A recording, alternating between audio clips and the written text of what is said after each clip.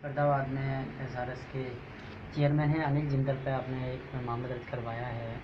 क्या है मामला, क्या हुआ था ऐसा कि एफआईआर करवानी पड़ी और क्या हादसा आपके साथ घटित हुआ है? एसआरएस वाले जिंदल साहब ने हमसे कुछ पैसा इन्वेस्ट करने के लिए बोला था, जिसके बाबत उन्होंने अपने शेयर प्रॉपर्टी देने के बारे में बोला था।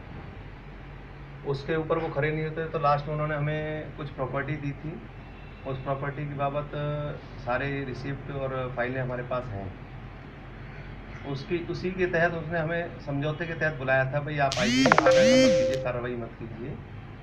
और 15-20 बार बुलाया और हराश करके इंतजार करते थे, 3-3 4-4 घंटे, और भगा दिया जाता था। लास्ट में जिस दिन हम गए तो फ़ोन आया उनका, तो उन्होंने बोला कि आप आ जाइए।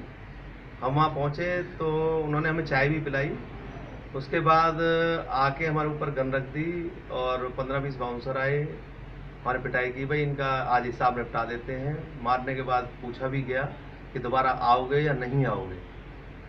उस टाइम इतना हालत ख़राब थी कि हमारे जो ब्रेसलेट, चैन और पैसे वगैरह थे वो भी ले लिए गए और गन पॉइंट पे हमें पीटा गया और बेहोश करके एक कमरे में बंद कर दिया गया। किस तारीख की घटना है? ये 20 मार्च की घटना है, शाम की लगभग 6:30 बजे। इसके बाद पुलिस में कब कंप्लेंट दी आपने? उसके बाद हम उस कमरे में बेहोश पड़े थे। अब मैं, मेरे पार्टनर वेद प्रकाश और मेरा मित्र विजय शर्मा साथ थे और हम बेहोश थे। तो उनके ही कोई कंपनी के डायरेक्टर हैं नानक तायल, उन्होंने आके हमें खोला और उन्होंने हमें पानी पिलाया और नीचे जाके हमें बोला कि आप भाग जाइए यहाँ से। तो उस टाइम तो जो हमें पहले धमकी दी गई थी कि आपका प्रशासन में या थाने में कहीं भी कैसे भी जाइए, आपका कुछ नहीं कर सकते, हमारा वहाँ भी केस दर्ज करा दिया जाएगा। तो हमारे ऊपर एक भय आ गया था हमारे अंदर, तो हमें वहाँ से सिर्फ अपना घर ही दिखाई दे रहा था। तो वहाँ से रात को अपने घर पहुँचे। वहाँ घर वालों ने हमें होटल सरकारी हॉस्पिटल में एडमिट कराया। वहाँ से हमें रेफ़र किया गया पलवल के लिए। पलवल फिर हमें रात को फर्स्ट एड वगैरह दे के वहाँ से एमएलआर हमने अपनी कटवाई। जी, बात करें तो एफआईआर दर्ज कब करवाई आपने? किस तारीख को एफआईआर दर्ज हुई है? हमने दर्ज नहीं कराई। दर्ज तो सीपी साहब ने ही किए हैं। उनको हमने 22 तारीख को अपनी कंप्लेंट दी थी विद एमएलआर। तो वहाँ कंप्लेंट ऑफिस से उन्होंने क्राइम ब्रांच को ये ट्रांसफ़र की थी। क्राइम ब्रांच ने तहकीकात करके, जैसा कि मालूम हुआ कि उनको बुलाया भी गया था तो वो आए नहीं थे तफ्तीश में।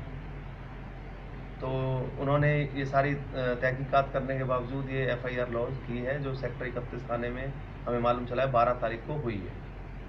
तो 12 तारीख से आज 22 तारीख हो गई है। हाँ, 12 तारीख से आज 22 तारीख हो गई है। कोई भी कार्रवाई संतोषजनक नहीं हुई है, कोई गिरफ्तारी नहीं हुई है। मुझे तो ऐसा लगता है कि शायद जैसा उन्होंने बोला था वैसा ही लगता है कि प्रशासन सारा उनके हाथ में है।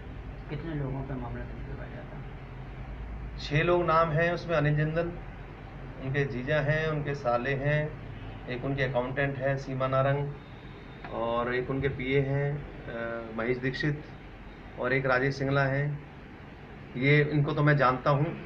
बाकी 20-25 लोग थे जिनको मैं कुछों को तो देखने से पहचान सकता हूँ।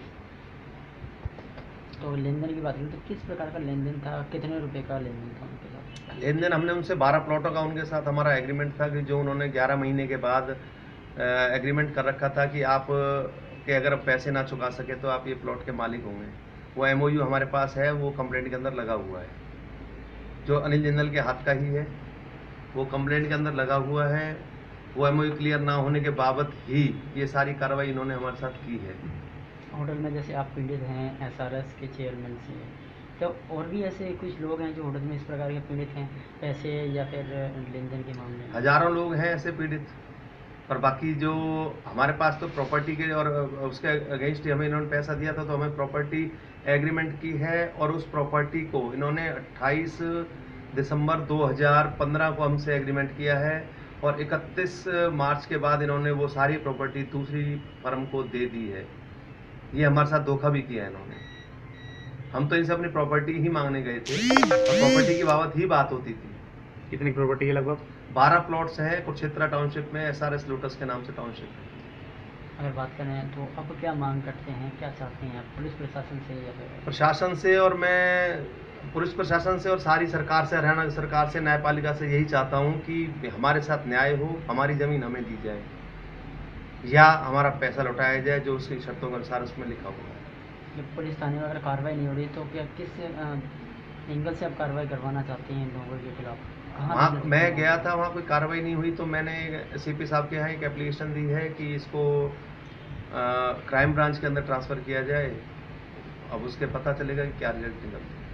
काफ़ी दूरी का मामला है, फिर आप होटल में हैं, फरीदाबाद में एफआईआर दर्ज है, तो आपको आने जाने का ये पूरा किस तरह से मैनेज करते हैं कि किस प्रकार से हो पाता मैनेज है? किया मैं मानसिक और आर्थिक रूप से, और अपनी जान पे भी मुझे खतरा है। ये मैंने एफआईआर में भी बोला था कि मेरे को और मेरे पार्टनर्स और दोस्तों को अगर कुछ होता है इस बाबत, जैसे इन्होंने घटना की है, तो उसका जिम्मेवार सिर्फ अनिल जिंदल होगा।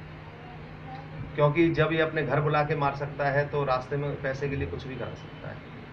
अगर हमारी जान को कुछ होता है तो इसका जिम्मेवार अनिल जिंदल ही होगा या उसके साथी होंगे। ठीक है।